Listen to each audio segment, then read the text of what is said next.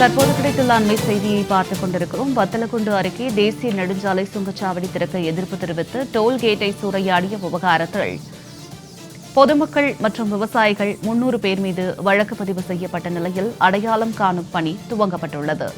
தற்போது கிடைத்துள்ள அண்மை செய்தியாக இதனை நாம் பார்த்துக் கொண்டிருக்கிறோம்.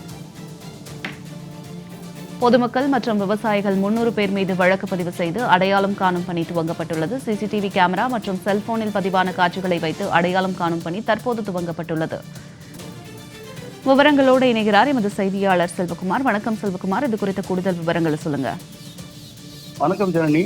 திண்டுக்கல் மாவட்டம் வத்தலக்குண்டு அருகே லட்சுமிபுரம் என்ற இடத்தில் தேசிய நெடுஞ்சாலை சார்பில் சுங்கச்சாவடி அமைக்கப்பட்டது. திண்டுக்கல்லிலிருந்து குமுளி வரை 4 வழிச்சாலைக்காக திட்டம் 2011 தொடங்கப்பட்ட நிலையில் தற்போது திண்டுக்கல்லிலிருந்து வத்தலக்குண்டு வரை 2 வழிச்சாலை மட்டுமே அமைக்கப்பட்டு செயல்பாட்டில் உள்ளது. இந்த நிலையில் கடந்த 12ஆம் தேதி சிறப்பு விழாவுக்காக சுங்கச்சாவடியில் கட்டணம் வரி வசூல் மையத்தில் 6 கண்ணாடி கூண்டுகள் அமைக்கப்பட்டு ரசீது போர்டு மிஷின், 10க்கும் மேற்பட்ட கம்ப்யூட்டர்கள், ஸ்கேனர் மற்றும் கணினி சாதனங்கள் உள்ளிட்ட உபகரணங்கள் தயாராக வைக்கப்பட்டிருந்தது.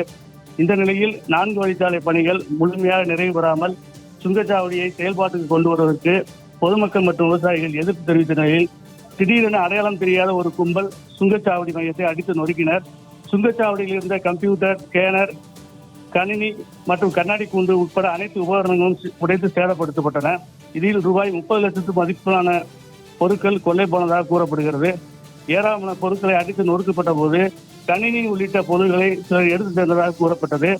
இந்த நிலையில் லட்சுமிபுரம் சுங்கச்சாவடியை அடித்து உடைத்து நொறுக்கி கம்ப்யூட்டர் மற்றும் பல்வேறு உபகரணங்களை சேதப்படுத்திய சம்பவத்தில் சுங்கச்சாவடி திட்ட இயக்குனர் பிரவீன்குமார் பட்டியலம்பட்டி காவல் நிலையத்தில் கடந்த 2 தினங்களுக்கு முன்பு 300க்கும் மேற்பட்டோர் மீது புகார் அளித்திருந்தார். அந்த புகாரின் பேரில் பட்டியலம்பட்டி காவல் ஆய்வாளர் பொதுமக்கள் மற்றும் விவசாயிகள் 300 பேர் மீது சட்டவிரோதமாக ஒன்று கூடுதல், பொது சொத்துக்கு சேதம் விளைவித்தல், கொலை மிரட்டல் விடுத்தல், பொருட்கள் திருடிச் செல்லுதல் உள்ளிட்ட பிரிவுகளில் வழக்கு பதிவு செய்து விசாரணை நடத்தி வருகிறார்.